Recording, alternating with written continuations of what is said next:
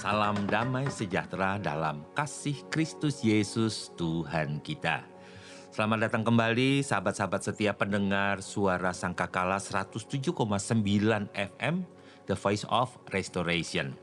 Nah, kali ini saya akan mengajak kita untuk ngobrol tentang satu tema yang penting, khususnya yang dituliskan dalam Bible. Sehingga jika kita merasa kita sebagai orang merdeka dan dibebaskan oleh Kristus, maka ada hal-hal yang seharusnya kita tidak kerjakan kembali. Karena kita adalah milik Kristus. Menjadi ciptaan baru, yang lama telah berlalu. Biarkan berlalu, sudah di belakang. Yang baru sudah datang. Apalagi kita ada di tahun yang baru. Sebentar lagi kita akan merayakan tahun baru Imlek di 2024. Ya, bahkan juga pesta demokrasi di negeri kita Indonesia. Baik sahabat, dalam konteks kekristenan, istilah berhala, nah ini yang ingin saya sampaikan kepada kita. Mari kita berbagi tentang istilah ini, berhala. Berhala ini memiliki sebuah makna yang berkaitan dengan sebuah penyembahan berhala atau penyembahan patung, dewa-dewa yang di dalam Bible, di dalam kitab suci orang Kristen itu merupakan praktek yang tidak diperkenan oleh Yahweh Tuhan Elohim kita. Dan di dalam ajaran Kristen bagi Bapak Ibu pendengar setia yang beragama Kristen dan percaya tentang Tuhan Yesus sebagai Tuhan dan Juru Selamat, maka Bible menuliskan penyembahan berhala dianggap sebagai sebuah bentuk penyimpangan dan pengabdian kepada Tuhan yang benar. Penyimpangan, kemudian pengabdian kepada Tuhan yang seharusnya Tuhan yang benar. Pengabdi kepada Tuhan yang benar, tetapi ini mengabdinya kepada Tuhan yang tidak benar.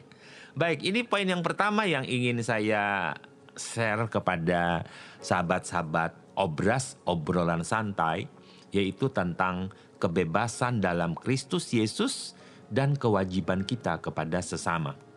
Jika kita membaca tulisan Rasul Paulus yang dituliskan dalam 1 Korintus 8 ayat yang ke-9, dalam suratnya ini Rasul Paulus berkata kepada jemaat di Korintus, menekankan ada memang sebuah kebebasan dalam Kristus. Dan dia mengingatkan kepada jemaat di Korintus bahwa segala sesuatu, ada orang berkata semua itu halal. Ada orang yang berkata ada yang tidak halal gitu ya, atau non halal.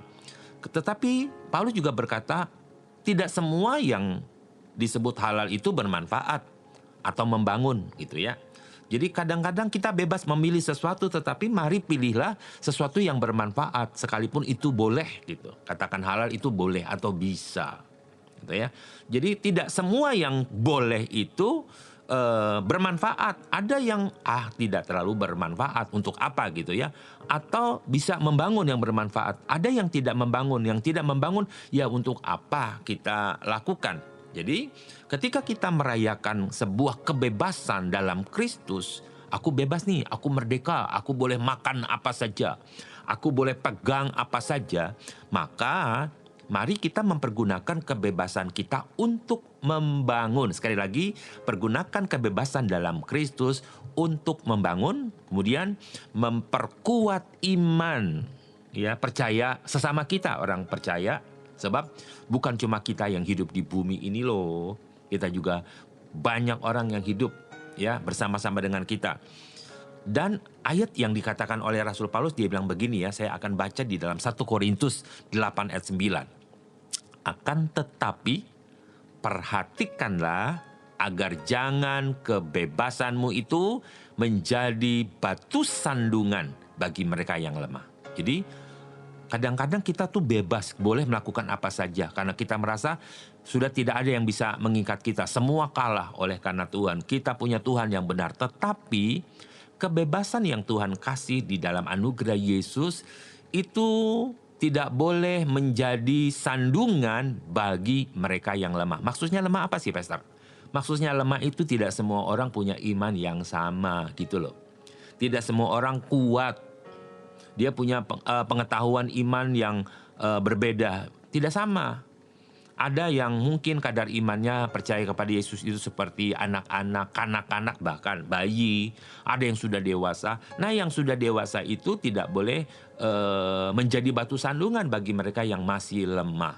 Ya, ayat berikutnya dikatakan begini, akan tetapi ya perhatikan agar kebebasanmu itu jangan menjadi batu sandungan. Ayat 10, sebab jika seseorang melihat engkau memiliki pengetahuan, jika saya atau Anda punya pengetahuan tentang Bible, pemahaman tentang Kristus dengan baik, dengan benar, kemudian kita duduk makan di dalam kuil, ya, yang dikatakan orang banyak untuk tata cara ibadah orang-orang yang berbeda dengan kita. Bahkan Bible berkata kuil berhala. Di Korintus itu banyak sekali kuil-kuil berhala, orang nyembah-nyembah patung. Bukankah orang yang lemah hati nuraninya akan menjadi berani untuk memakan makanan yang dikorbankan kepada berhala? Jadi, waktu orang lihat kita, kemudian yang punya pengetahuan kan kita bilang, nggak apa-apa kok duduk di sini, makan di kuil, makan di tempat-tempat berhala, makan di tempat sembayang-sembayangan gitu ya. Kemudian orang itu hati nuraninya kan masih lemah, ya. Kemudian dia makan sembarangan. Kan dia bilang, oh boleh saja dia makan sembarangan. Maka ayat 11 bilang, oleh karena pengetahuanmu itu, saudara yang lemah itu akan terhilang, padahal Kristus telah mati untuk dia juga. Ada orang yang kemudian jadi syok. Loh, kenapa lu pastor ini, para diaken ini orang-orang ini kok makan bebas gitu ya? Makan bebas di tempat berhala, bahkan makan makanan yang sudah dipersembahkan kepada berhala. Kemudian dia menjadi lemah, dia menjadi syok, dia mundur. Nah ini dia ya, yang Paulus berkata, jangan kebebasanmu itu menjadi sandungan bagi mereka yang masih belum memahami. Jika engkau bersalah seperti itu dan melukai hati saudaramu yang lemah, maka engkau bersalah terhadap Kristus. Jika gara-gara saya melakukan hal-hal yang menurut saya benar, itu membuat saudara-saudara seimanku jadi syok, jadi lemah, jadi mundur, maka dikatakan saya bersalah terhadap Kristus. Itu ya.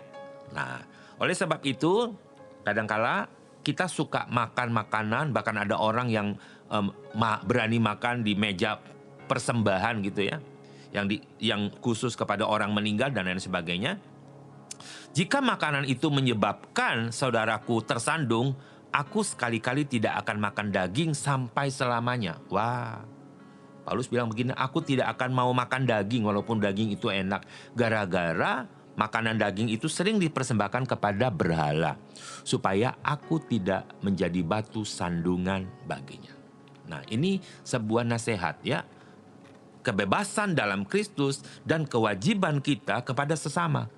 Jadi jika saudara punya hubungan vertikal kepada Kristus bagus, percaya engkau in Christ, di dalam Kristus, kuasa Yesus itu lebih dahsyat, lebih sempurna, kalahkan semua berhala, tetapi jangan kebebasanmu itu menjadi sandungan bagi mereka yang belum punya pengetahuan seperti Anda. Itu poin yang pertama ya. Jadi mari perhatikan, jangan jadi batu sandungan. Ya, ada banyak contoh yang kita bisa ketahui bahwa ada sebuah keputusan yang harus kita ambil dalam konteks penyembahan berhala atau makan makanan berhala. Ya, jadi mari bijaksana, ya. Jangan sembarangan. Jangan pamer bahwa engkau lebih rohani, engkau lebih tahu. Jangan membuat saudara-saudara kita seiman jadi lemah, jadi syok gara-gara kita sombong rohani. Oke?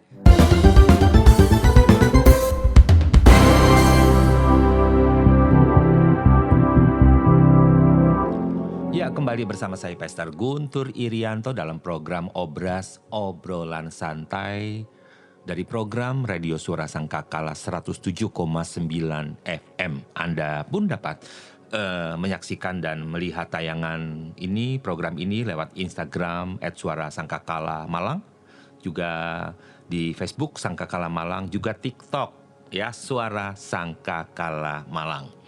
Baik, kita masih ngobrol tentang berhala.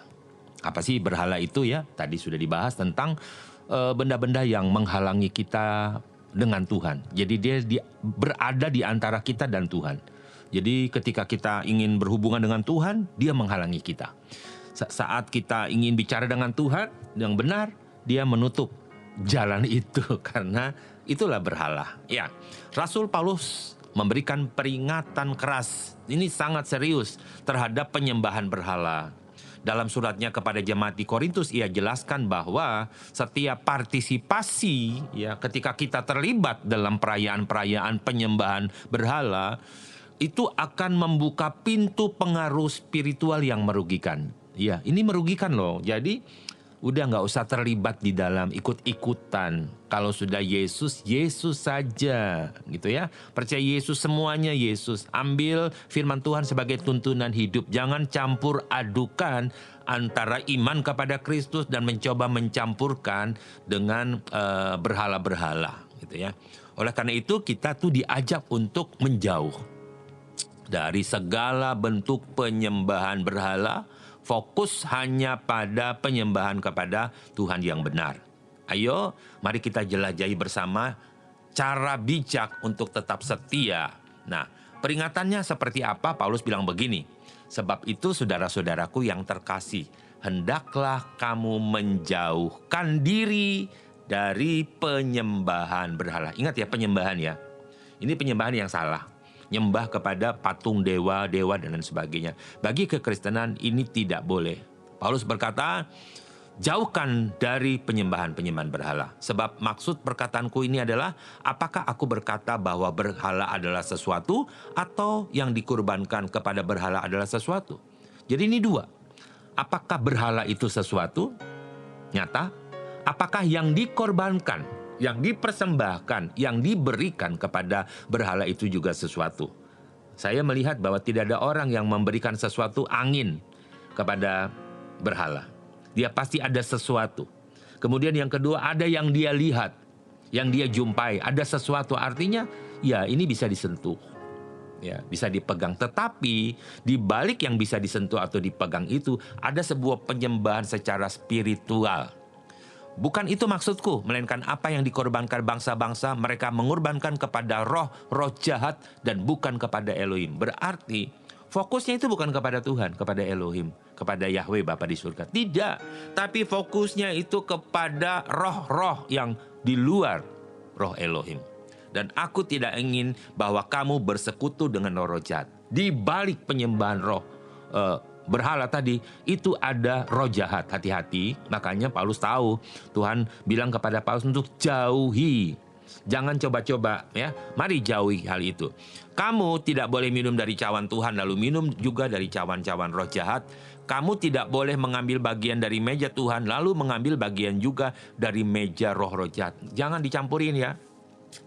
Pastor, bolehkah saya berdoa dalam nama Yesus tapi juga aku pakai yang begini-beginilah, begini-begitu gitu ya. Ngucapin mantra-mantra. Oh, tidak boleh dong, jangan. Ingat, dari cawan Tuhan ya, juga tidak boleh ambil dari cawan roh jahat. Ini ada spirit yang berbeda. Roh Tuhan dan roh jahat. Jangan dicampurkan. Tuhan kita tidak mau begitu. Nah, ada seorang yang menghadapi godaan untuk ikut dalam perayaan berhala. Nyembah sesajen, tetapi kemudian dia memilih untuk tetap setia mempertahankan imannya. Ini keren, so ya. Dan saya pastikan Anda akan memilih ini. Di dalam model-model penyembahan berhala, Anda harus memahami bahwa Elohim kita Elohim yang pencemburu, dia tidak mau diduakan, ya. Kalau suami istri aja tidak mau diduakan, artinya salah satu bisa cemburu dong, kan begitu. Nah, Tuhan kita itu Tuhan yang seperti itu, digambarkan bahwa Tuhan itu mau kalau sama dia aja. Jangan campur-campurkan. Nah, gitu ya.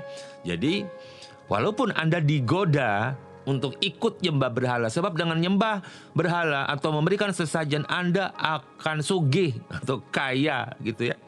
Penglaris, jangan sekali-sekali ya. Mari kita tahu bahwa berhala itu sesuatu dan yang diserahkan itu sesuatu. Di balik yang sesuatu itu ada roh-roh jahat. Oh dia baik kok, Esther, dia tidak melakukan jahat, dia nggak dukunin orang supaya orang sakit dan mati. Dia baik, dia nolong orang, dia nyembuhkan orang. Pertanyaan saya satu saja, apakah dengan kita hanya melihat perbuatan baik itu sudah cukup? Tidak. Ini yang penting harus Anda perhatikan, bahwa mungkin saudara menemukan ada dukun orang pintar bisa menyembuhkan orang, tetapi dukun orang pintar tidak bisa menyembuhkan dirinya sendiri. Nah, pilih mana?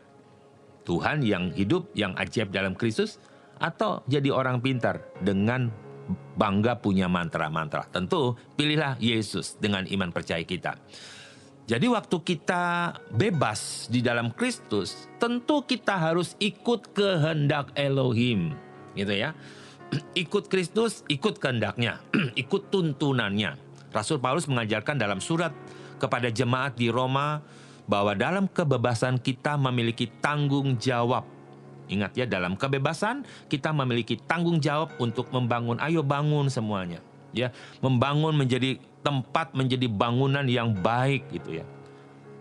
Membangun apa? Membangun hidup dalam Kristus, membangun damai sejahtera, membangun masa depan. Oh, silakan bangun yang hebat-hebat.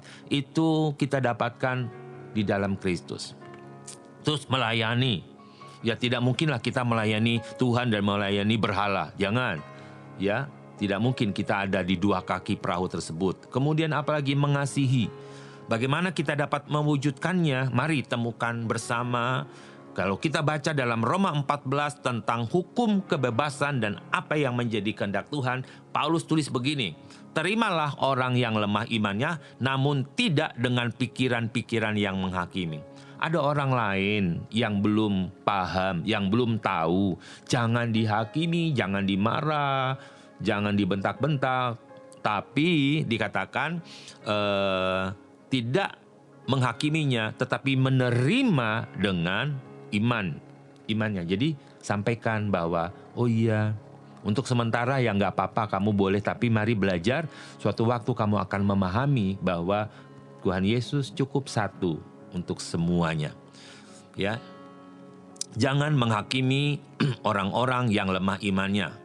Yang seorang percaya boleh makan segala jenis makanan, tetapi ia yang lemah imannya hanya makan sayur-sayuran. Yang kedua, jangan saudara hakimi dan bilang kepada orang yang cuma makan sayur, rugi lo, ini lo, enak temen, hauce, sencing ping.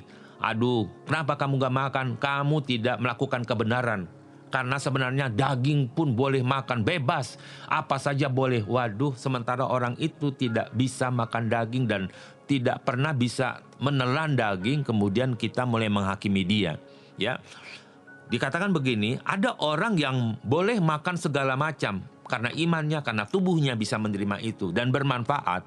Tetapi ada orang yang lemah tidak bisa makan daging. Ya, bukan cuma itu saja, dia hanya bisa makan sayur-sayuran, vegetarian. Jangan Anda menghakimi orang yang vegetarian, ya, seolah-olah engkau lebih hebat dari orang yang makan vegetarian. Sayur-sayuran, buah-buahan. Karena memang sayuran dan buah-buahan itu cocok buat dia. Dia akan merasa fresh, dia akan merasa sehat jika dia makan sayur-sayuran saja. Dia akan merasa sakit jika dia makan daging. Tapi kebalikan juga begitu. Ada yang kalau makan sayuran saja kurang, cukup butuh dengan daging. Ayat 3 bilang begini, dari Roma 14, biarlah ia yang makan segala jenis makanan tidak memandang rendah orang yang tidak memakannya, dan ia yang tidak memakannya janganlah menghakimi yang memakannya, sebab Elohim telah menerima dia. Dua-dua diterima Elohim. Jadi Bapak Ibu orang percaya, orang Kristen, engkau memakan itu untuk memuliakan Tuhan, silahkan. Yang penting makan dengan ucapan syukur. Ya, orang bisa menggunakan kebebasannya dengan bijaksana untuk membangun, melayani jemaat, dan mengasihi sesama. Oke, di penghujung acara ini sebagai penutup, sahabat-sahabat, dalam kebebasan kita sebagai anak Elohim, mari kita tetap menjaga kasih, kebijakan, penghargaan, iman sesama kita. Sebab kita tentu berbeda-beda pengetahuan kita. Bersama-sama bangun kerajaan surga. Karena Anda adalah duta-duta Kristus, warga kerajaan surga. Dan ingat, jauhilah, saya ulangi lagi, jauhilah segala bentuk penyembahan berhala. Ya, sebab di dalam kitab-kitab perjanjian lama pun Elohim Yahweh melarang orang-orang mengadakan penyembahan berhala, menyembah patung. Jangan ada padamu ilah lain di hadapanku, jangan membuat patung untuk disembah. Itu banyak sekali larangan-larangan. Dan di dalam perjanjian baru Paulus berkata, jauhilah penyembahan berhala. Nah, segala bentuk penyembahan berhala, jika saudara masih merasa bingung, saudara dapat menghubungi kami, ya. Saudara dapat bertanya dan saudara dapat menulis di kolom chat. Jangan lupa like, ya, bagikan, share kepada teman-teman kita sehingga banyak orang memahami bahwa berhala itu tidak baik di dalam iman kita kepada Tuhan. Kita akan jumpa dalam siaran berikutnya. Tetap setia, punya iman yang kuat dalam Kristus, dan jadi berkat. Saya harapkan materi dalam program Obras ini, obrolan santai, menjadi berkat bagi setiap yang menyaksikan. Tuhan Yesus memberkati. Amin.